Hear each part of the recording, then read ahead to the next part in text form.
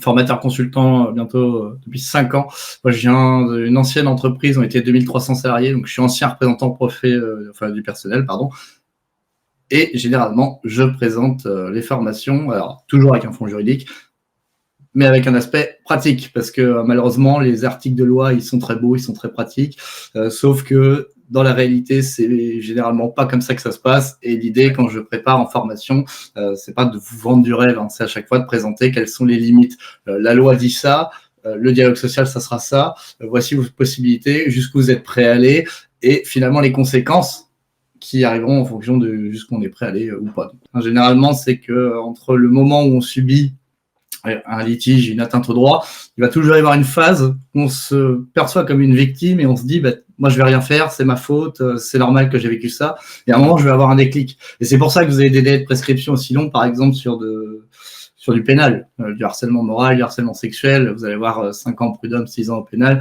Bon, c'est pour ça qu'il y a ces délais-là, et je suis d'accord avec ce qui est mis en avant, il faut le surveiller de près, et surtout il faut militer, en parler autour de soi pour pas que ça passe, quoi. Ou alors que ça passe de manière bienveillante et pas de façon à faire une casse sociale, quoi.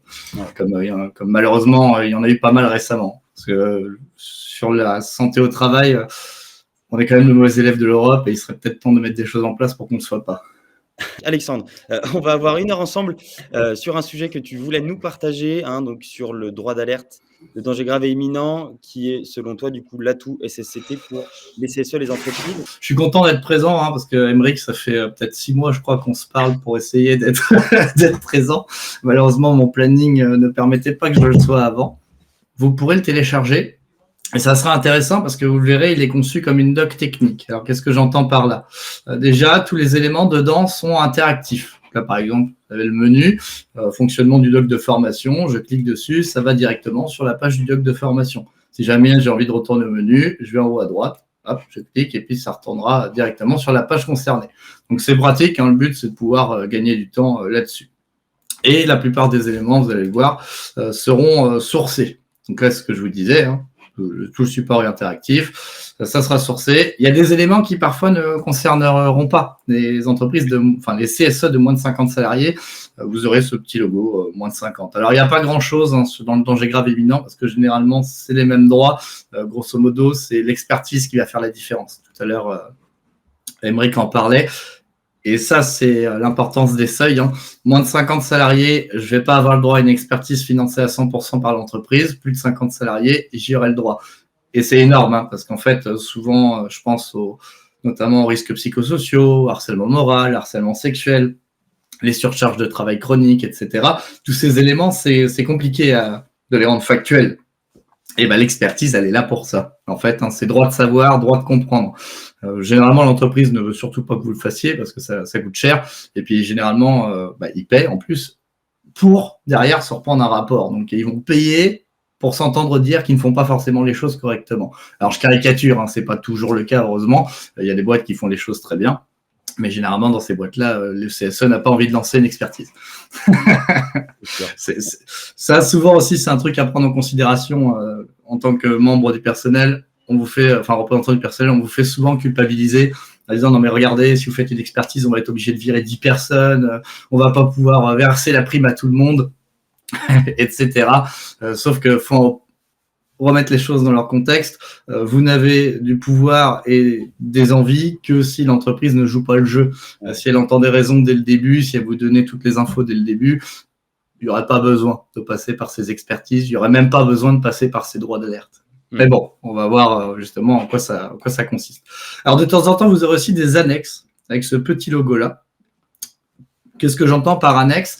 Moi, je vais vous présenter les informations vraiment de manière synthétique et schématisée. L'idée, c'est que ce soit clair sur comment ça se passe un droit d'alerte, comment on le fait vivre. Mais comme moi, je prône la mise en mouvement, c'est comme ça que je m'étais présenté, en tout cas par écrit. Dans ces annexes, vous avez des modèles de lettres, des modèles d'enquête, des modèles de courrier, des exemples de jurisprudence de situations de danger grave et imminent. L'idée, c'est de se dire, tiens, je sais comment ça se passe, mais j'ai aussi le fond pour me défendre et commencer à avancer s'il y a besoin. Et puis, si vraiment il vous faut un autre coup de pouce, vous aurez mon contact. Donc, il suffit de cliquer dessus, vous pouvez aller lire directement l'annexe, et une fois que vous avez fini, hop, vous faites retour, et ça vous renvoie sur là où vous étiez lorsque vous regardiez l'annexe. Donc, concernant ce qu'on va aborder aujourd'hui, j'ai parlé du danger grave et imminent. J'ai insisté comme le fait que c'était l'atout santé, sécurité et conditions de travail du CSE. Alors pourquoi ça? Parce que contrairement à la plupart des droits d'alerte, on va être sur une finalité qui peut rester interne et qui peut vraiment aboutir à une solution concernant le problème concerné. Et vous allez voir dans la notion de danger grave et imminent, c'est ça qui est vachement intéressant, c'est qu'il y a beaucoup finalement de cas de figure qu'on rencontre au travail qui rentrent dans cette notion de danger grave et imminent. Et contrairement à la plupart des outils CSE, c'est pas oui, s'il vous plaît, monsieur, enfin, en tout cas, oui, s'il vous plaît, entreprise, est-ce que vous pourriez respecter les droits, protéger telle personne, etc. Vous allez voir la finalité. On ne demande pas finalement son avis à l'entreprise, en fait, elle va devoir suivre le process. Et si à la fin vous êtes en désaccord, ben, on va voir comment ça se passe, ça sera tranché. Donc, pour comprendre comment fonctionne le danger grave et imminent et quelle est sa subtilité. Déjà, on verra le fonctionnement, la procédure de A à Z. Je ferai un focus également sur le droit de retrait. Alors, pourquoi droit de retrait? Parce qu'en fait, c'est directement lié à la notion, à la définition de danger grave et imminent. Donc, en se basant sur la jurisprudence du droit de retrait, on peut considérer ce qui sera légitime pour un élu à déclencher un danger grave et imminent. Alors, légitime entre guillemets, hein, vous allez voir que c'est ça qui est intéressant avec les droits d'alerte et le droit de retrait, c'est que c'est totalement subjectif. On va juste pas vous demander d'exagérer. Qu'est-ce qu'on entend par exagérer? Il y a une jurisprudence qui est excellente là-dessus. C'était un salarié qui a utilisé un droit de retrait parce qu'il y avait des courants d'air là où il travaillait. Alors, courant d'air provoqué par une fenêtre ouverte qui pouvait aller fermer en se levant, en faisant 3 pas et c'est fermé. Donc là, on est dans un exemple d'abus et là, forcément, le danger grave et imminent, le droit de retrait n'a pas été reconnu. Mais ce qui est intéressant quand on est élu, c'est que sur cette procédure de danger grave et imminent, vous avez le droit de vous planter. Il n'y a pas de conséquences, en fait. Si jamais vous déclenchez un danger grave et imminent et que finalement, l'entreprise vous fait entendre raison sur le fait que ce n'en est pas un, tout va bien. On reprend le travail comme si il ne s'était rien passé. C'est d'ailleurs l'objectif. Il ne peut pas y avoir de conséquences négatives à ça, de toute façon. Non, alors ça c'est l'aspect, on va dire, juridique. Dans l'aspect pratique, on vous en voudra, on vous le fera payer, on cherchera des manières de vous mettre des bâtons dans les roues. Encore une fois, ça va dépendre de la culture de l'entreprise que vous avez en face. Généralement, plus une boîte est grosse, moins elle a tendance à faire d'erreurs. Parce qu'elle sait que ces erreurs vont lui coûter cher, qu'elle a déjà vécu statistiquement des expériences qui lui ont coûté cher. Et puis des exemples en tête, malheureusement, j'en ai plein. Dernièrement, j'ai accompagné une entreprise où une salariée avait fait un droit de retrait. Et en même temps, elle avait signalé un danger grave et imminent. Finalement, ça s'est terminé en une enquête à charge et licenciement de la personne qui a dénoncé la situation de harcèlement moral et sexuel. Alors, c'est absolument pas légal, mais la boîte s'en fout parce que psychologiquement, ils se sont dit, tiens, là, elle est vulnérable, on a pas mal de preuves contre elle et ça se trouve, elle n'aura pas la volonté d'aller plus loin. Boum, c'est le moment. Alors, c'est très dur d'entendre ça, mais il faut savoir que c'est la réalité du monde dans lequel on est. Vous avez des boîtes qui raisonnent comme ça. Donc, face à vous, il faut pas croire que quand vous allez signaler quelque chose en tant que représentant du personnel, la boîte va forcément bien le prendre. Ils peuvent parce que en fait, le CSE, c'est un outil synergique de l'entreprise. Si jamais vous remontez un sujet qui est traité en amont, c'est génial pour la boîte. Ça lui évite le procès, ça lui évite la perte d'image, ça évite tout ce qui peut être engendré par une situation qui n'est pas gérée.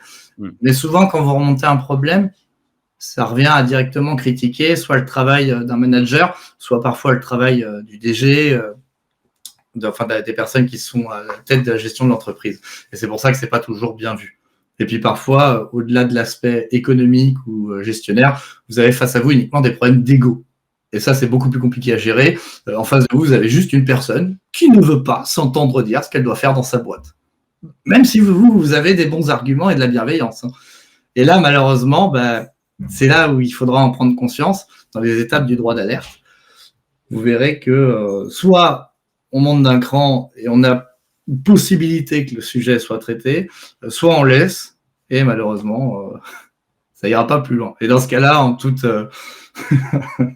objectivité, bien joué à l'entreprise. si c'est comme ça qu'elle voulait imposer sa manière de voir les choses. Donc on verra les droits de retrait, le droit de retrait, comment ça fonctionne exactement, sachant que c'est pas du tout un droit CSE, mais c'est important que les représentants du personnel le connaissent pour pouvoir mettre en confiance les personnes pour qu'elles osent se protéger. Parce que ce sur quoi je vais beaucoup insister pendant cette présentation, c'est que le danger grave et imminent, c'est pas que du physique, c'est aussi du psychique. Et ça a beaucoup évolué ces dernières années. C'est des choses qu'on va voir. Une situation de harcèlement moral, c'est un danger grave et imminent. Une situation de harcèlement sexuel, c'est un danger grave et imminent. On verra comment fonctionne la définition.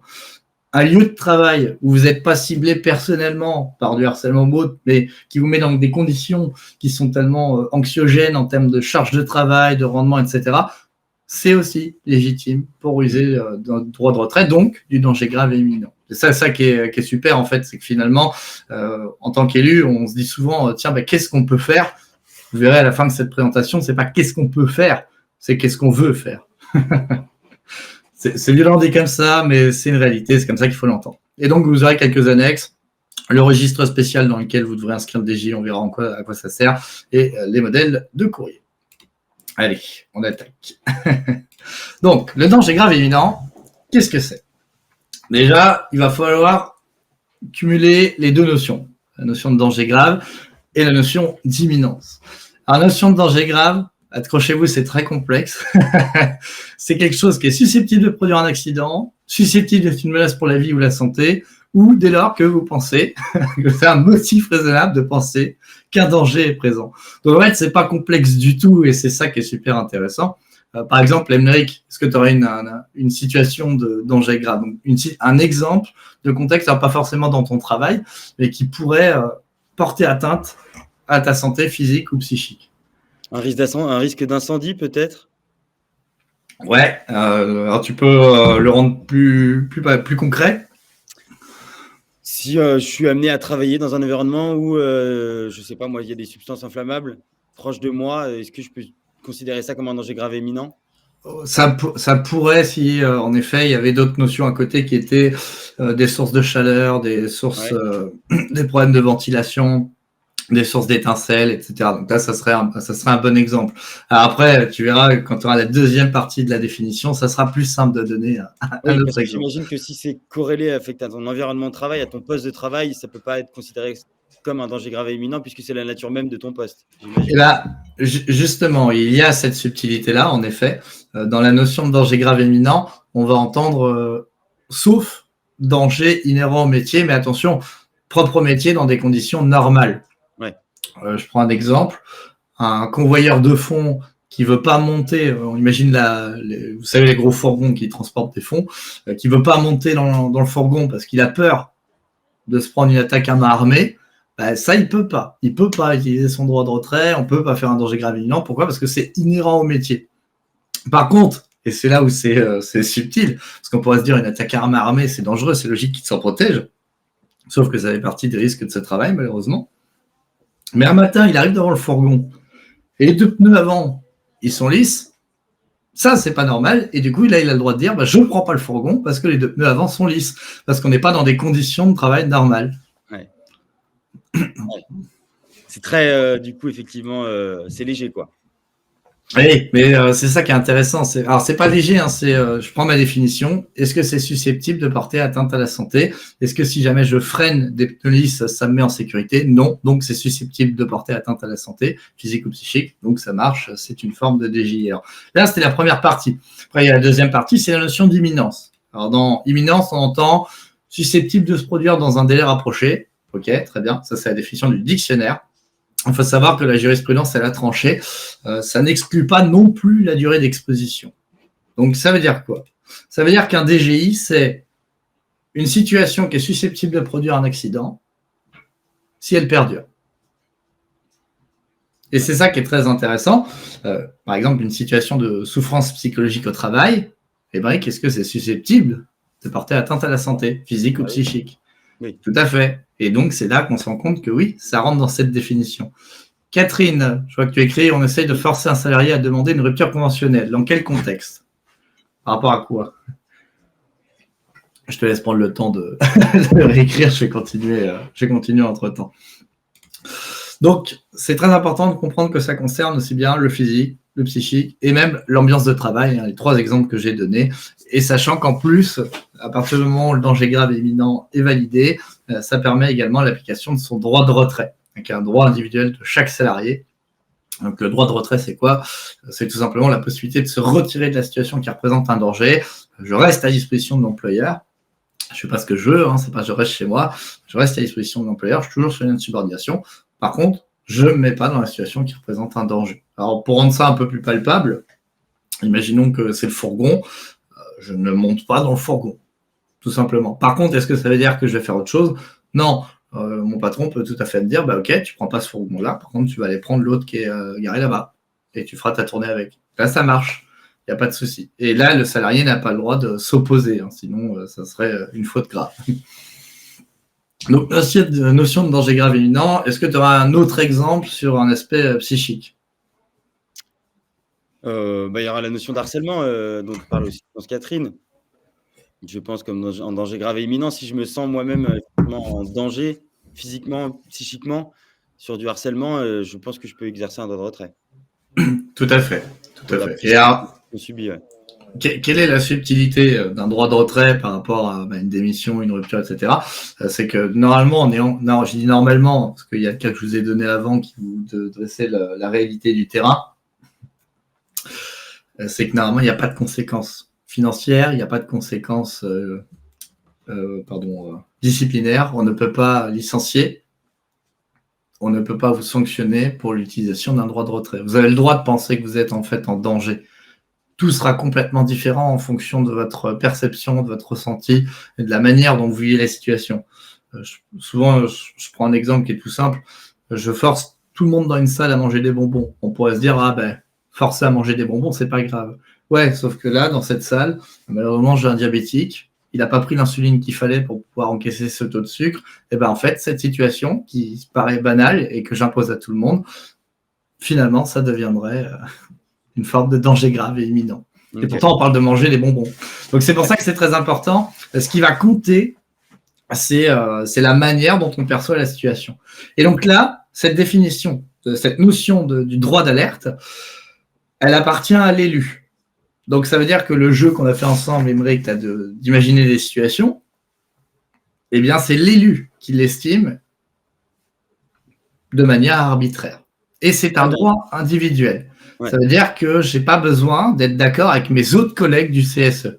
Ça, c'est important aussi, hein, parce que forcément, dans un CSE, parfois, vous avez différentes entités syndicales. Vous avez aussi des divergences d'opinion. Hein. Vous avez aussi des divergences d'opinion. Je vois Stéphanie qui pose l'ambiance de travail. 3 petits points, c'est-à-dire. Il n'y a pas de souci, on va donner des exemples. Donc, c'est votre opinion qui va compter, à vous et vous seul, et vous n'êtes pas obligé d'être d'accord avec tous vos collègues.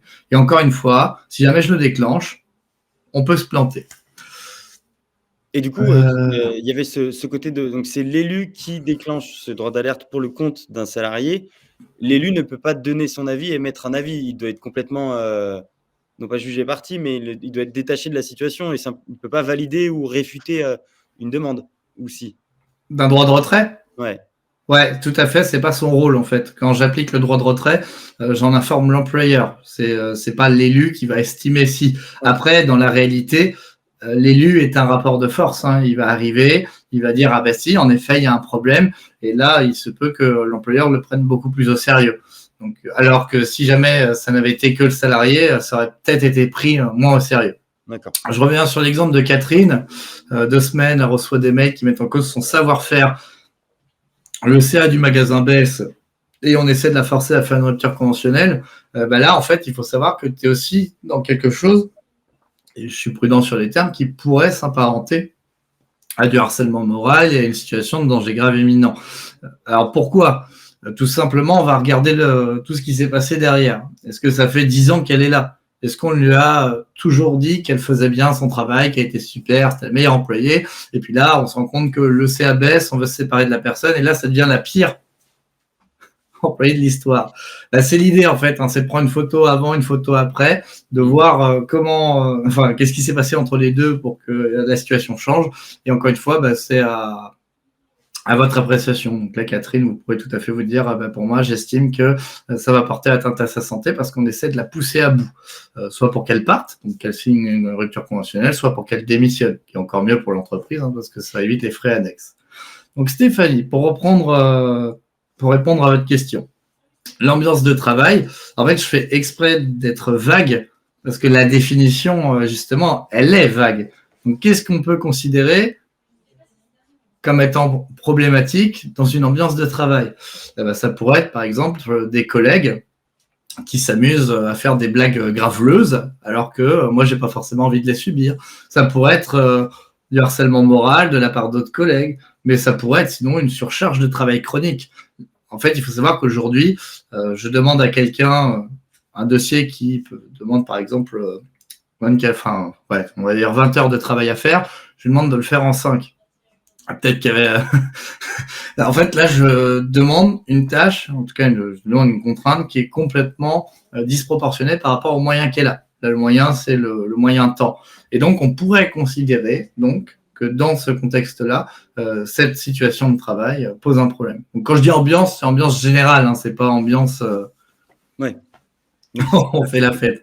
Ça peut être, par exemple, l'organisation d'un open space où, ça, l'autre fois, j'avais vu, ça a fait rire. On avait mis tout le service technique et développement ingénieur à côté du service commercial en open space. Des commerciaux qui sont tout le temps obligés de passer des appels et d'être grandiloquents dans leurs expressions. Forcément, c'était très complexe pour les personnes de bosser. Et en fait, ce qui se passait, c'est qu'on était dans une forme de conflit de valeurs et ça empêchait le travail. Et donc, ça bouffait littéralement la santé des gens. Et c'est là où, en fait, il faut aller creuser en tant que représentant du personnel et se dire, qu'est-ce qui se passe? Quelles sont les conséquences? Qu'est-ce que vous voulez qu'on fasse? Alors, là, on ne serait pas forcément tout de suite dans un danger grave imminent, mais c'est si jamais la situation perdure. Quand, par exemple, vous remontez des sujets on n'a pas les outils pour faire ça, mais vous nous demandez de le faire, de manière chronique, il faut savoir que statistiquement, ça aboutira forcément à une conséquence, soit psychologique, soit physique. Et c'est là où on peut considérer que ça fait partie de l'ambiance de travail. Donc, la procédure de DGI, comment ça fonctionne? Comme je l'ai dit déjà, c'est individuel. Donc, je constate le danger grave imminent en tant qu'élu. Comment est-ce que je le constate? Je colle la définition qu'on a vue juste avant. Donc, tout ce qui rentre dans la combinaison de ces deux termes, c'est un danger grave imminent. À partir du moment où je le constate, alors on va prendre... qu'est-ce qu'on pourrait prendre comme exemple? Généralement, j'adore prendre des exemples en fonction du groupe que j'ai en face. Mais là, forcément, c'est plus compliqué de l'avoir. On va prendre les Pnolis, vu que j'étais parti sur mes Pnolis. Alors, j'ai Christian qui dit « L'élu du CSE ne peut-il pas aussi avoir un rôle de conseil à l'égard de son collègue pour éviter les éventuels abus, usages adaptés de ce droit par le salarié qui viendrait le consulter pour un avis, intervention dans le cadre de la situation qu'il dénonce ?» Alors, bien sûr, de toute façon, vous pouvez toujours être de conseil et vous n'êtes jamais obligé de déclencher un danger grave et imminent. Désolé, j'ai le chien qui s'affole à côté. Donc, l'idée du conseil, c'est de se dire, il faut que je tâte la situation, il faut que je vois comment ça se passe, mais il faut savoir que ce danger grave imminent, c'est ça qui est intéressant, vous n'êtes pas obligé de l'utiliser avec l'accord du salarié. Et ça, c'est quelque chose qui est important, parce que souvent, vous avez des personnes qui se retrouvent dans des situations de danger, mais qui n'ont pas envie de s'en sortir. Et là, en tant qu'élu, il va se passer un dilemme éthique. Soit je respecte pas la volonté du collègue et je déclenche la procédure pour la mettre en sécurité, soit je le laisse faire, mais advienne que pourra concernant sa situation. Et ça, c'est quelque chose qu'on voit souvent, par exemple, avec le harcèlement moral. Forcément qu'il n'y aura pas les mêmes degrés de réaction à avoir. Si une personne vient vous voir et vous dire oh, ça va pas trop en ce moment, et qu'une autre vient vous voir et elle est en larmes et elle dit j'en peux plus, je vais me balancer par la fenêtre. Bon, là, on pourrait se dire, son avis, je m'en fiche, moi j'ai envie de sauver ma collègue. Quoi. Ouais. Ou mon collègue. Donc c'est ça qui va être important de prendre en considération, c'est l'aspect ressenti de la situation, mais vraiment en termes individuels. Donc oui, Christian, vous pouvez tout à fait être un conseil, vous pouvez tout à fait accompagner les personnes, mais là, l'idée, c'était d'insister sur c'est vous qui êtes légitime et c'est vous qui décidez sur comment agir face à une situation. Donc là, par exemple, parler de rôle de conseil, on peut inciter les personnes concernées par la situation de danger grave imminent. Donc là, les pneus lisses, imaginons, je suis élu, je viens, je constate que les pneus sont lisses, je vais dire au convoyeur, tu ne montes pas, enfin, de toute façon, tu ne montes pas dans le camion, c'est trop dangereux, il se passe quoi que ce soit, il en va de votre vie et de votre santé, tu ne montes pas. Et là, face à moi, le salarié, il me dit, pour moi, ce que tu me dis, j'en tiens pas forcément compte, ou alors j'ai peur. J'ai peur des conséquences, parce que forcément, si j'applique mon droit de retrait, on va m'en vouloir, ça va jouer sur ma carrière, on va me le faire payer. Et bien là, qu'est-ce que peut faire l'élu? Malheureusement, pas grand-chose, à part continuer la procédure, parce que vous ne pouvez pas forcer quelqu'un à se protéger.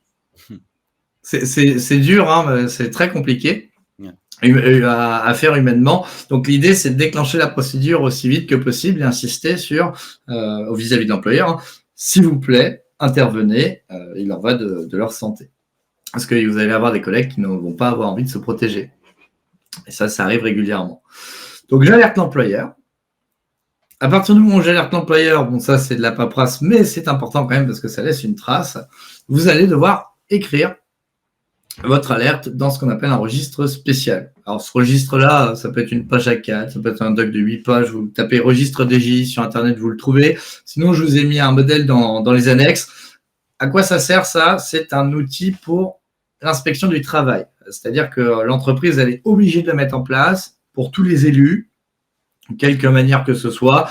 J'ai déjà vu des outils de signalement en numérique, pas de souci, du moment qu'on ne peut pas revenir sur ce qui a été écrit. C'est-à-dire qu'il faut que ce soit comme un logiciel comptable. Parce que, imaginons, Émeric, toi, tu mets une alerte, moi, je suis l'employeur, je passe derrière. Non, attends, je veux pas qu'il y ait une trace de ça, moi, j'efface. Ouais. Donc, il faut faire gaffe à ce genre de truc. Et c'est l'idée de ce registre, en fait, c'est juste de laisser une trace pour engager la responsabilité de l'entreprise. C'est toujours comme ça qu'on va l'entendre. Forcément, c'est les paroles s'envolent, les écrits restent. À partir du moment où il y a une trace de quelque chose, l'entreprise va se sentir un petit peu plus obligée de la traiter. Et puis ça vaut aussi un peu comme jurisprudence. J'imagine que si le problème se représente 2, 3, 4, 5 ans plus tard, il est possible d'aller rechercher ces informations-là qu'on a consignées dans le registre spécifique. Exactement. Alors ça, au-delà de jurisprudence, c'est une preuve. C'est-à-dire que tout le travail des élus, j'envoie un mail, j'envoie un SMS, j'en parle en réunion. Le procès verbal du CSE, c'est un acte juridique qui est valable pendant 30 ans. Souvent, on le minimise malheureusement. J'utilise les registres de sécu. Je veux accompagner un salarié pour faire reconnaître ses droits. Et j'ai tout à fait le droit d'utiliser tout le travail que j'ai fait jusqu'à présent. Et tu as raison, Émeric, d'insister là-dessus, c'est génial. En effet, c'est le rôle de l'élu, finalement, c'est soit de faire prendre conscience à l'entreprise qu'il a un rôle à jouer et qu'il doit le faire, soit vous mettez des petites pierres à droite à gauche qui serviront finalement à reconstituer tout le dossier pour faire valoir les droits d'une personne. Alors là, on va parler de faute inexcusable de l'employeur. Qu'est-ce que c'est que ce truc-là? En fait, quand vous vous blessez dans le cadre du travail, vous pouvez vous retourner contre votre employeur en disant il était au courant, on l'a alerté, il n'a rien fait. Donc, en plus des rentes vis-à-vis de l'accident du travail, je vais pouvoir demander des dommages et intérêts supplémentaires à l'entreprise. Alors, malheureusement, ce ne sont que des sous. C'est-à-dire que vous faites un burn-out, votre cerveau est modifié, parce que parfois vous avez des connexions, malheureusement, psychiques qui se brisent. Vous perdez un bras ou une jambe, oui, c'est bien, vous aurez des sous. Mais ça ne fera pas repousser la jambe ou le bras et ça ne réparera pas votre tête. Donc c'est pour ça que l'idée c'est d'agir avant. Après, les sous c'est quand même important, pas forcément pour la personne, même si ça aide à se relever, mais c'est surtout pour contrebalancer cet équilibre économique qu'est la santé, la sécurité et les conditions de travail. Ça m'a consterné, mais j'ai déjà formé des cabinets de conseil, des gros cabinets de conseil qui vont conseiller les entreprises dans leur gestion. Et je leur posais la question de comment ça se fait que vous ne prenez pas en compte la CSCT dans toute stratégie. La réponse des consultants, c'était c'est simple, économiquement, c'est négligeable. Et c'est négligeable pourquoi? Parce que dans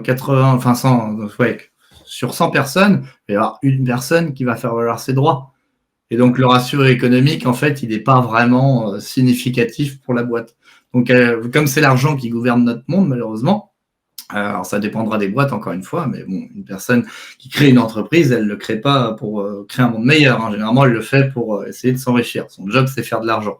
Alors, il y en a qui le font pour bien en vivre tout en rendant service à autrui, pas de souci, hein, on peut tout à fait faire les choses de manière éthique. Et vous en avez où c'est purement vénal, et dans ce cas-là, ils vont raisonner exactement comme ça. Et je pense notamment à toutes les entreprises qui vont être en bourse. L'actionnaire, son objectif, c'est pas forcément de faire de l'éthique, hein, c'est d'avoir une rentabilité sur l'investissement qu'il va donner.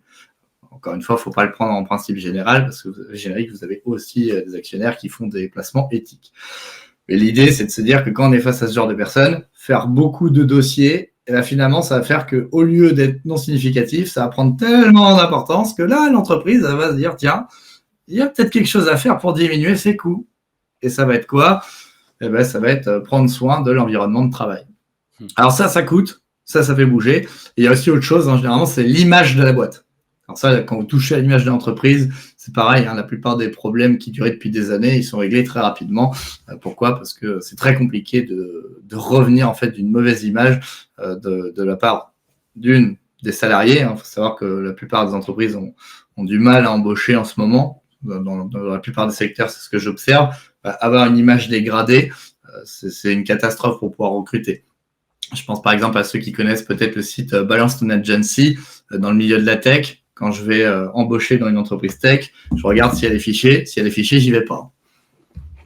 Et ça, c'est terrible pour une boîte à se relever. Donc, j'ai écrit, j'ai ma trace. Ensuite, qu'est-ce qui se passe? Il va y avoir une enquête conjointe immédiate avec un plan d'enquête établi en commun. Alors ça, c'est très important de le comprendre aussi. On ne dit pas, s'il vous plaît, entreprise, faites une enquête. Ils sont obligés de le faire. Si jamais ils ne le font pas, c'est ce qu'on appelle un délit d'entrave. Bon, le délit d'entrave, c'est pareil. Hein. Pardon, je dis Tristan. Les mentions de ce registre spécial pourront aussi certainement servir si une procédure judiciaire est engagée par la suite contre l'employeur. Ah, tout à fait, oui. Alors, quand on va au pénal, toute charge de preuve est recevable. Imaginons que malheureusement, il y ait un mort ou que la personne dépose plainte directement contre l'employeur. Eh ben, on ira en effet chercher tous les outils qui peuvent servir de preuve. Et à partir du moment où il était écrit quelque part, il y avait le feu dans une pièce et que l'entreprise n'a pas voulu éteindre le feu et a demandé aux gens de ressauter dedans, bon, forcément qu'ils sont coupables. Mais encore une fois, ça, faut le faire vivre. Et moi, ça, c'est ce que je déplore un peu. En tant qu'élu, je fais bouger beaucoup à l'intérieur de l'entreprise, mais je ne suis pas assez les dossiers à l'extérieur. Et en fait, il faut absolument aller accompagner toutes les personnes qui veulent faire valoir leurs droits en justice. Parce que c'est ce qui est bien, généralement, quand on se documente, qu'on construit bien l'enquête, qu'on a bien présenté les infos. En fait, tout ça, c'est des choses qui vont servir pour faire valoir les droits. Et il y a un truc qui est merveilleux. Dans le Code du travail, j'ai plus l'article en tête par cœur, mais il est écrit que si jamais l'élu a alerté, que l'entreprise n'a rien fait et qu'il y a une conséquence, l'employeur est coupable. Vous vous rendez compte du pouvoir qu'on donne aux représentants du personnel? J'ai prévenu, et juste de par le fait que j'ai prévenu, si jamais il en suit une conséquence, l'employeur est coupable. Ça, c'est merveilleux comme outil qu'on a donné au CSE, mais encore une fois, il faut le faire vivre. C'est ça qui va être important. Donc, on va faire une enquête. Et quand je dis enquête conjointe, c'est on se met d'accord sur tout. On se met d'accord sur qui parle, quand, quelle question on va poser, dans quel ordre on va le faire. Est-ce qu'on filme, est-ce qu'on prend des photos, est-ce qu'on enregistre, qui fait l'enquête.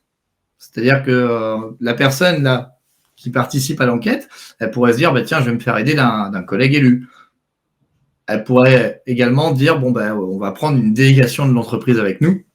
Généralement, vous allez avoir des RH, l'ingénieur de sécu, si jamais il existe dans l'entreprise. Alors, ça dépend des sujets. Imaginons que vous avez fait un DJ pour harcèlement moral. Là, ce qui va se passer, c'est que vous avez le RH et généralement le référent harcèlement. Donc, c'est-à-dire que vous êtes 2 contre 1. Là, forcément, en tant qu'élu, il faudra dire non, oui, mais avec du coup un élu supplémentaire pour pas que le rapport de force soit inversé. Et attention, hein, c'est pas représentant du personnel enfant et des RH parents. Hein. Ça aussi, c'est quelque chose qu'il faut absolument casser. Quand vous êtes dans une procédure de danger grave et imminent, vous traitez d'égal à égal. C'est pas le DRH qui dirige l'enquête. C'est pas le DRH qui dit comment on pose les questions. C'est pas le DRH qui dit mais attention à pas sortir de votre rôle. Hein. Ça, c'est des choses que je vois souvent. C'est à vous, en tant qu'élu, d'être fort face à ce genre d'arguments. C'est ce qu'on appelle de la rhétorique. L'idée, c'est de vous convaincre que vous ne maîtrisez pas ce que vous faites et que vous ne connaissez pas les règles, face à ce qu'on appelle un argument d'autorité. Je suis DRH, je dis que ça se passe comme ça, donc c'est comme ça que ça se passe. Je suis avocat, donc je dis que ça se passe comme ça. Ça, il faut vraiment faire gaffe. C'est de la stratégie argumentative, ça marche très bien. Vérifiez toujours le fond de ce qu'on vous présente. Sinon, malheureusement, vous allez rester sur place. Et malheureusement, encore une fois, bien joué à l'entreprise. De toute façon, le but de l'enquête n'est pas de tout de suite trouver un coupable ni une victime. Le but de l'enquête, c'est de sur des faits. Pas du tout. Mais encore une fois, malheureusement, quand il y a un danger grave et imminent, souvent, c'est que c'est lié à un ras-le-bol d'une situation. Parce que souvent, on en a parlé avant et l'entreprise n'a pas voulu agir. Bon, après, encore une fois, tout ça n'est que des situations générales. L'entreprise va mal le prendre parce que vous remettez en question le process. Ou vous sortez du lot quelque chose qu'on voulait garder enfoui. Pourquoi ? Parce que c'est pas facile à gérer, ou alors qu'on n'a pas les compétences sur place pour le faire, ou qu'on n'a pas le temps aussi, tout simplement. Il faut que la machine tourne, il faut rapporter de l'argent. Donc ça, c'est des choses aussi qui peuvent être prises en considération par un élu. On peut nuancer l'enquête dans le jour même, parce que là, quand je déclenche, c'est immédiat, il n'y a pas de notion de délai. Mais en effet, l'enquête n'est pas là pour chercher un coupable, elle est là pour comprendre la situation. Et là, je vois que l'enquête amène directement à une résolution. Pourquoi ? Tout simplement, vous pouvez être pris au sérieux et trouver un terrain d'entente dès le début. Je déclenche un danger grave et imminent, il y a le feu dans une pièce, j'arrive, ok, il y a le feu, j'éteins le feu, fin du droit d'alerte. Ça, c'est super, quand ça se passe comme ça, c'est génial, mais encore une fois, on est un peu dans le monde des bisounours, là. Quoique le feu, ça va s'entendre, c'est palpable, tout le monde peut le comprendre. Par contre, une surcharge de travail chronique, c'est plus compliqué à argumenter. Et justement, je vais prendre cet exemple-là parce que c'est celui-là qu'on a du mal à faire entendre. Il y a beaucoup d'entreprises qui vont, enfin pas s'amuser, mais qui vont stratégiquement n'embaucher que des cadres. Que des cadres pour avoir pour objectif d'être sur, on va dire, des personnes au forfait, donc qui généralement vont donner beaucoup plus de temps que ce que permet le forfait. Alors ça, c'est pareil, c'est propre à chacun. Généralement, quand il y a un forfait, l'engagement, il a moins de limites, donc c'est plus compliqué de gérer. Il a moins de limites dans le sens temporaire. Donc c'est là où on peut se retrouver à arriver à 8h et puis à partir à 20h. Moi, le premier, malheureusement, j'ai fait une très grosse journée à l'époque où j'étais cadre dans mon ancienne boîte. J'étais pas un bon élève là-dessus, mais j'ai pris conscience que malheureusement le corps nous rappelle à l'ordre. Vous avez beau être engagé, fort, etc. Je mets entre guillemets parce que le côté fort est pas important, c'est propre à chacun. Le corps vous rappelle à l'ordre à un moment. Alors, Jean-Frédéric qui dit, il est possible d'utiliser la RGPD en matière de preuve. Les obligations des entreprises en matière de protection des données sont carrément là. Celles-ci doivent fournir aux salariés qui en ont fait la demande des données. Tout à fait, tout à fait. Et d'ailleurs, c'est quelque chose qu'il ne faut pas hésiter à faire. Peu importe la boîte et peu importe le service médical aussi. Vous mettez le pied dans une institution qui pourrait avoir une preuve pour vous. Vous auriez un petit courrier recommandé avec la loi RGPD qui vous oblige à obtenir une copie ou en tout cas des originaux de toutes les informations qui vous concernent. Ils n'ont pas le choix, ils doivent la donner. Alors, encore une fois, ça, c'est bien en aspect légal si vous êtes face à quelqu'un de bonne foi. Sinon, il faudra faire encore un recours judiciaire pour obtenir les données qu'ils ne veulent pas vous transmettre. Donc, l'idée du danger grave et imminent, c'est de résoudre le problème rapidement et de manière conjointe. Donc là, dans mon premier exemple, ça s'est très bien passé. Je prends un exemple plus compliqué, justifier une surcharge de travail, vu que j'étais parti dans cet exemple-là. Alors, quand je suis au forfait, il faut savoir que les missions qu'on me donne, elles doivent pouvoir rentrer dans ce forfait. Si jamais c'est pas possible, alors je dis pas qu'il faut jamais faire d'heures sup, c'est l'objectif justement du forfait. Vous avez le droit d'avoir des pics d'activité avec des périodes basses, etc. C'est normal, ça fait partie du travail. Les heures sup font partie du travail. Là où il y a un dysfonctionnement, c'est si on est obligé de toujours sortir des horaires de manière chronique. Là, il y a un dysfonctionnement. Et donc là, généralement, est-ce qu'une situation de surcharge de travail chronique peut avoir un impact sur la santé ? Émeric ? Bah oui. Si la situation perdure, c'est un DGI. Si je déclenche un DGI là-dessus, il va falloir être courageux. Il va falloir être courageux parce qu'il va falloir trouver des arguments. Et donc, on imagine que je prends cet exemple. Bon, on fait l'enquête. On n'arrive pas à trouver un terrain d'entente. Alors pourquoi on arrive... Oui, pardon, j'ai pas insisté là-dessus. À chaque fois que vous ferez une enquête, tout le temps que vous prendrez pour l'enquête, ça sera du temps de travail. Donc vous êtes open bar sur les mesures de recherche de prévention, et ça c'est le temps de recherche des mesures préventives, et ça c'est génial. On parle d'heures de délégation ou d'heures de travail? Là, on parle de temps de travail, c'est-à-dire que j'ai que 10 heures de délégation parce que je suis la plus petite strate du CSE possible. Eh ben, j'ai le droit de prendre 100 heures de temps de travail pour faire mon enquête. Et on ne peut pas vous le reprocher. Il y a un côté et on ne peut pas le reprocher à partir du moment où on a déclenché un danger grave et imminent. Alors après, je dis, encore une fois, c'est en théorie. Vous allez avoir des entreprises qui vont se battre et qui vont essayer de ne pas valoriser ces heures-là. Je prends par exemple, il y a une jurisprudence de l'année dernière sur l'atteinte aux droits des personnes, qui est un autre type de droit d'alerte. Culturellement, les réunions, elles se faisaient en temps de travail et il n'y avait pas besoin de poser d'heures de délègue. Une entreprise n'était pas d'accord, elle allait jusqu'au bout. Et la cassation a tranché. Là, ça sera du temps de délègue à poser. Là, je parle d'un autre type de droit. Là, sur ces notions de danger grave et imminent, il n'y a pas de souci. Généralement, le débat ne se fait pas. Parce que là, c'est compliqué pour l'entreprise d'aller lutter sur le fond. Donc, si jamais vous n'êtes pas d'accord suite à l'enquête, là, je reprends mon exemple de surcharge de travail chronique avec une mission spécifique. Eh bien, il va y avoir une réunion du CSE dans les moins de 24 heures. Ça veut dire que si à 8 heures du match, j'ai déclenché le danger grave et imminent, on a fait une enquête, on n'a pas réussi à se mettre d'accord à 9 heures, avant 9 heures le lendemain, tout le CSE, je ne parle pas de la commission santé, sécurité, conditions de travail, sauf s'il y a une délégation qui a été attribuée sur ce droit d'alerte dans la notion d'accord d'entreprise. Et sinon, en règle générale, c'est cette règle qui sera appliquée. Tout le CSE se réunit. Et titulaire. Et là, on va débattre autour de la table sur, oui, attendez, la situation que notre collègue a lancée, on estime que c'est une surcharge chronique, on estime que c'est un danger grave et imminent, donc il faut absolument mettre en place quelque chose pour que ça s'arrête. Alors là, l'idée, ça va être aussi de préparer des arguments. Si vous étiez dans la configuration, vous étiez Don Quichotte dans votre CSE, personne ne voulait vous suivre sur le danger grave et imminent que vous aviez envie de déclencher, eh bien, ça va être compliqué pour vous de réussir à vous faire entendre raison à ce moment-là. Donc, l'idée, quand vous déclenchez un danger grave et imminent, même si c'est individuel, il faudra préparer l'équipe qui va vous soutenir derrière quand vous serez vis-à-vis en face de l'entreprise. Ouais. Alors, point important concernant cette réunion. L'employeur, il doit informer l'inspection du travail. Bon, ça, pour vérifier si ça a été fait, c'est simple. Un petit coup de fil ou un petit mail à l'inspection du travail, ou alors vous vous déplacez directement sur place si jamais ils n'ont pas répondu dans des temps, et vous leur demandez est-ce que l'employeur l'a bien fait. Pourquoi? Parce que généralement, il ne le fait pas. Il ne va pas se tirer une balle dans le pied dans une réunion. Même si c'est une obligation légale, ça ne veut pas pour autant dire que ça sera respecté. Donc ça, c'est quelque chose qu'il faudra anticiper. Je préviens moi-même en tant que CSE l'inspection. En tout cas, je questionne pour savoir si l'employeur l'a bien informé. Et là, à ce moment-là, on va débattre. On va débattre et on va essayer de trouver un terrain d'entente. Et c'est là où c'est génial. Souvent, en tant que représentant du personnel, je vais manquer d'éléments, je vais manquer d'arguments sur ma situation, ou en tout cas, l'employeur ne va pas entendre mes arguments, même si j'ai tout bien préparé. Pourquoi? Soit mauvaise foi, soit il n'a pas envie, soit ça coûte potentiellement trop cher, soit on remet en question quelque chose qui est culturel dans notre entreprise, et vous savez, le changement, c'est toujours compliqué. Et bien, c'est là où l'expertise entre en jeu.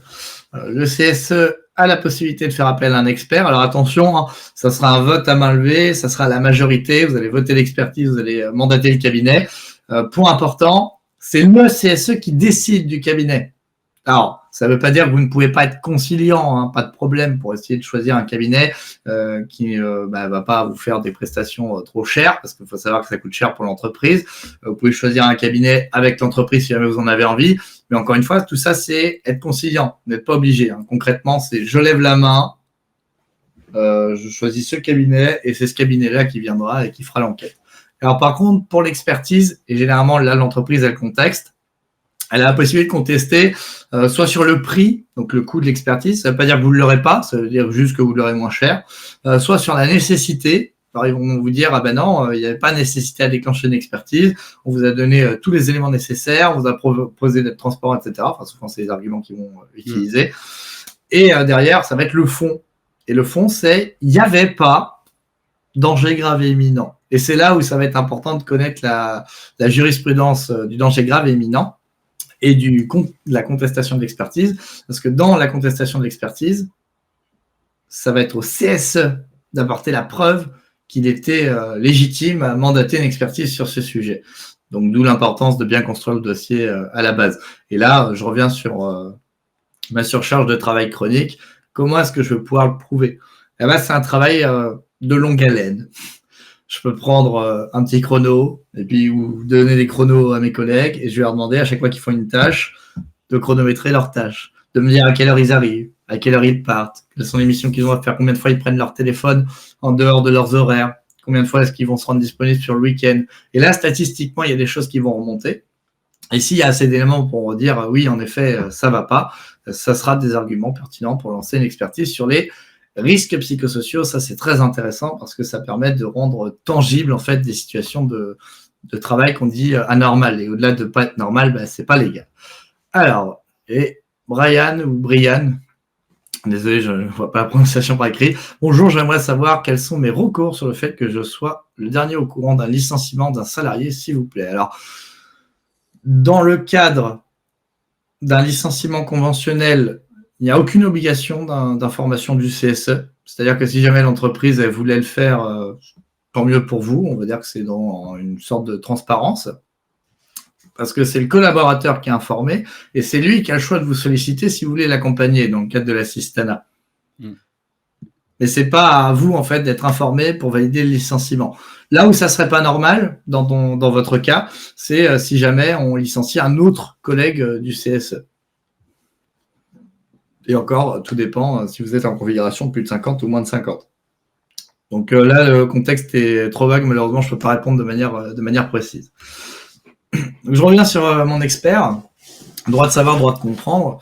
C'est là où c'est intéressant parce que si jamais vous le validez, il faut savoir que l'expert, il est financé à 100% par l'employeur. Et donc ça, il faut savoir que c'est une bombe. Hein. C'est une bombe en termes de négociation. Parce que généralement, vous n'allez pas faire l'expertise. Vous allez vous en servir comme un levier de négo. C'est-à-dire, vous allez dire, écoutez, ok, on ne fait pas l'expertise. Par contre, en contrepartie, on veut ça à date pour régler le problème qu'on vous a présenté.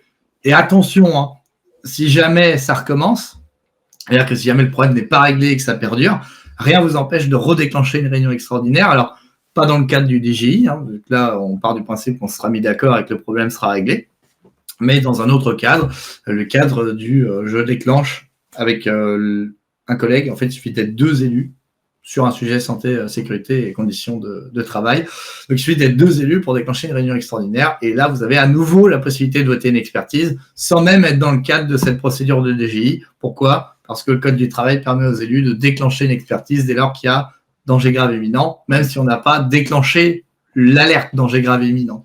Il faut vraiment comprendre que c'est un truc à part. Le droit d'alerte, c'est l'idée, c'est on règle le problème potentiellement en interne.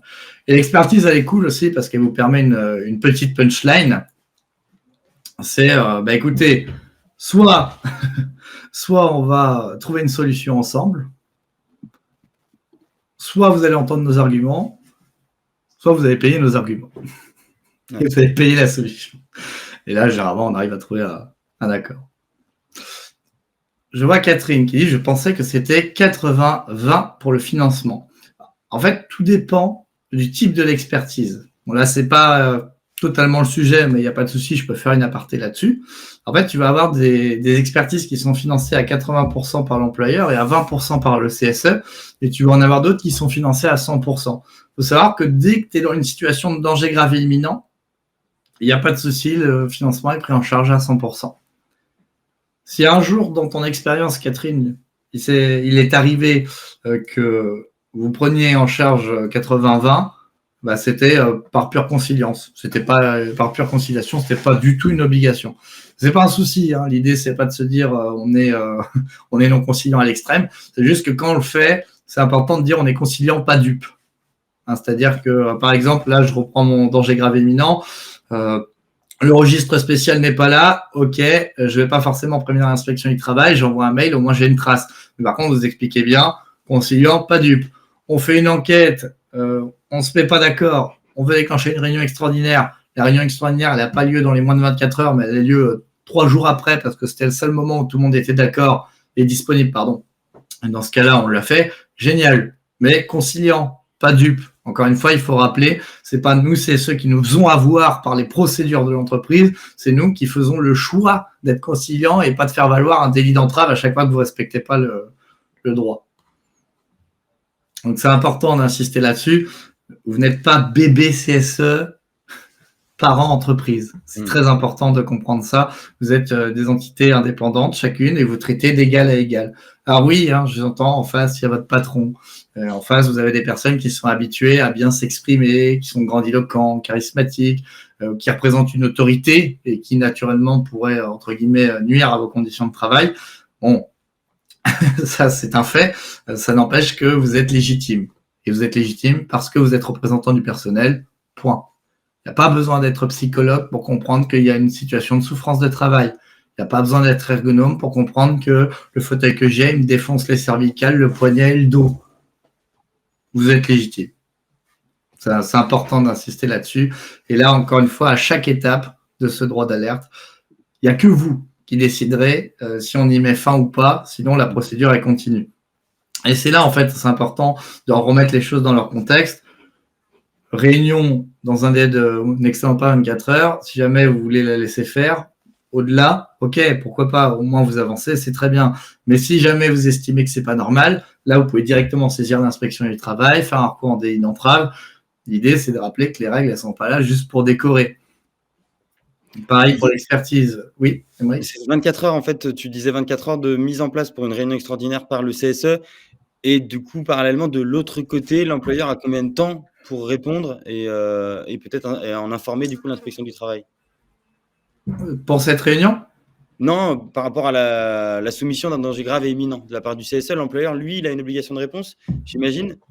Alors, il a dans le premier temps, quand c'est individuel, l'obligation de réponse, elle est instantanée suite au déclenchement. Dans un second temps, j'ai 24 heures pour la réunion et ensuite, je dois trouver une réponse. Est-ce qu'il y a un délai, c'est ça? Pour l'employeur, ouais, lui, de combien de temps il dispose? Il n'y en a pas. La logique, ça serait je réagis le plus vite possible pour régler le problème. Et encore une fois, ça sera à l'appréciation de qui? Des représentants du personnel. Vous estimez que 3 jours de réponse, c'est approprié à la situation? D'accord, libre à vous. Vous estimez que c'est trop? Dans ce cas-là, pareil, d'accord, libre à vous. Il faudra faire quelque chose pour avoir une réponse avant. C'est là où on est sur le conciliant pas dupe. Et c'est là où on va parler des résolutions, en fait. C'est que généralement, vous allez trouver un accord qui peut être dans le compromis. Il n'y a pas de souci là-dessus. Okay. L'idée, c'est l'employeur doit s'en occuper le plus vite possible, parce que si jamais il ne le fait pas et que quelque chose survient, merci d'avoir joué. Ça sera du pénal. Ça sera faute inexcusable de l'employeur, potentiellement grosse amende et prison. Et même plus quand il considère que c'est la personne morale qui est en tort. Alors, Catherine demande si c'est la même chose pour une réunion extraordinaire. Non, c'est pas la même chose pour une réunion extraordinaire. En fait, ça dépendra de vos accords. Soit dans vos accords, vous aurez mis un délai, soit vous n'aurez pas d'accord. Et généralement, le délai pour déclencher une réunion extraordinaire, en toute logique, ça serait la base légale qui est de 3 jours. Je demande à déclencher une réunion. Combien de temps l'employeur a pour envoyer un ordre du jour, une convocation? 3 jours. Après, moi, j'ai déjà eu des accords d'entreprise où c'était mis d'accord pour 24 heures. D'autres où il n'y avait pas marqué de délai, il y avait juste marqué au plus tôt. Bon, c'est encore une fois, c'est comme vous voulez. Mais c'est pas dogmatique et encore une fois, conciliant pas dupe. C'est-à-dire que si jamais vous vous rendez compte que les personnes avec qui vous souhaitez débattre ne sont pas disponibles avant 6 jours, mais faire cette réunion dans 6 jours, ça permet de ne pas avoir à attendre les 2 prochains mois de la réunion, c'est très bien. C'est très bien. Ça permet d'avancer. Et donc là, l'étape suivante, imaginons que on a fait une enquête, on n'a pas trouvé d'accord, on a fait une réunion, on a fait une expertise qui nous a rendu un avis avec des éléments de solution, etc. On les présente à l'employeur et il n'est pas d'accord, encore une fois. Alors, qu'est-ce qu'on va faire? On va saisir l'inspection du travail et c'est l'inspection du travail qui tranchera. Alors, le terme saisir, attention, c'est un terme juridique. Concrètement, j'en ai accompagné plein des dangers graves et imminents. vous envoyez un mail à l'inspection du travail lui demandant d'intervenir pour trancher le litige. Et là, ils vont venir et ils vont intervenir. Et c'est là où c'est important d'entretenir de bonnes relations avec l'inspection du travail, parce que comme c'est elle qui va trancher dans cette situation, eh bien, elle va se baser sur le sérieux de votre enquête, le sérieux de vos arguments et le sérieux de l'expertise. Et généralement, quand il y a une expertise de fait, l'inspection, elle tranche dans quel sens? Du CSE. Alors, pas forcément du CSE, de l'expertise. Ah oui, de l'expertise. Là, tu as fait un amalgame en sous-entendant que le CSE était toujours juste. Mais pas toujours. Ça peut arriver qu'on se plante. C'est pas grave d'ailleurs. Hein. Faut pas hésiter à le faire. Mais généralement, elle pourrait trancher dans le sens de l'expertise ou en effet du CSE si tous les arguments ont bien été construits. Et justement, c'est l'idée en fait. Hein, c'est l'objectif de ce droit d'alerte. C'est que quoi qu'il arrive, on aboutit à quoi? Une décision. Et une solution. Une solution. Du problème. Ouais. C'est pas beau ça. Donc en fait, c'est l'intérêt de ce droit d'alerte. Soit vous avez trouvé une situation en individuel en interne, soit en collectif en interne, soit c'est l'inspection du travail qui tranchera pour vous. Mais quoi qu'il arrive, le problème, il sera réglé. Ouais, quoi qu'il arrive, une décision doit être prise, qu'elle soit dans le sens de l'employeur ou dans le sens de la commission de l'expertise. Il faut forcément, de toute façon, rendre un avis tranché sur la situation. Tout à fait. Et agir. Et agir. Pas qu'avoir un avis, c'est surtout pas avoir qu'un avis, c'est surtout régler le problème. Mais bon, voilà, encore une fois, ça c'est magnifique, c'est la théorie. Il faut voir comment ça marche en pratique. Alors là, vous voyez, vous avez des petites annexes à chaque fois. Je ne vais pas forcément les développer, mais vous avez des exemples de registres avec les articles de loi qui vous permettent de faire valoir le registre. Vous avez des exemples d'alerte, des petits courriers que vous pourrez copier-coller. Et vous avez aussi des notions concernant le droit de retrait. Je reviens sur mon schéma. Donc ça, c'est la théorie. En théorie, tout va bien. Comment ça se passe en pratique? Eh bien, ça sera à chaque fois en représentant du personnel de s'imposer et de faire preuve de conviction pour que tout ça devienne concret. Imaginons, je suis élu, je déclenche le droit d'alerte, l'entreprise, elle ne prend pas au sérieux. Ça s'appelle comment, ça? Délit d'entrave. Un délit d'entrave, ok. Je ne fais pas valoir ce délit d'entrave. Il va se passer quoi pour l'entreprise? Elle se mettra en faute. J'imagine. Oui, mais si moi je ne le fais pas valoir ce délit d'entrave, l'entreprise a gagné. Enfin, tant mieux pour l'entreprise. Voilà, c'est exactement ça. C'est là où je voulais aller. En fait, à chaque étape, si vous savez que l'entreprise ne respecte pas les règles, mais que vous ne voulez pas aller plus loin, vous leur donnez raison. Et ça, c'est dramatique. Hein, mais ça peut s'appliquer à la vie de tous les jours. Hein. Quelqu'un dans la rue qui vient, qui vous colle un pain. Bon, c'est une agression. C'est pas normal. N'empêche que si je ne vais pas déposer plainte derrière, il n'y aura pas forcément de conséquences pour cette personne. Et du coup, elle va en tirer des conclusions logiques. J'ai le droit de taper les gens.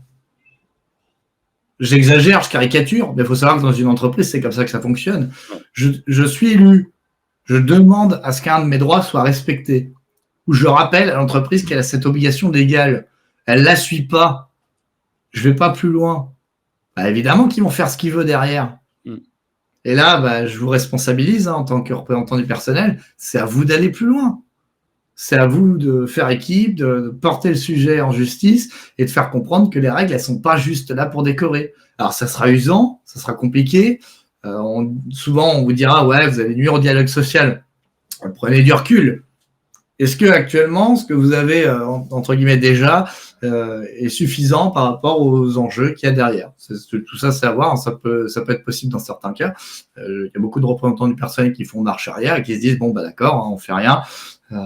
Parce qu'on a trop à perdre sur ce cas-là. Je pense dans certains cas aux périodes électorales, enfin en tout cas pré-électorales, je pense aux périodes pré-NAO, évidemment qu'on ne va pas s'amuser à tirer dans les pattes à ce moment-là, quoique ça peut être une stratégie, parce que vous pouvez aussi leur montrer à ce moment-là que vous connaissez bien les règles et ce qui leur prend au nez si jamais on ne trouve pas un accord.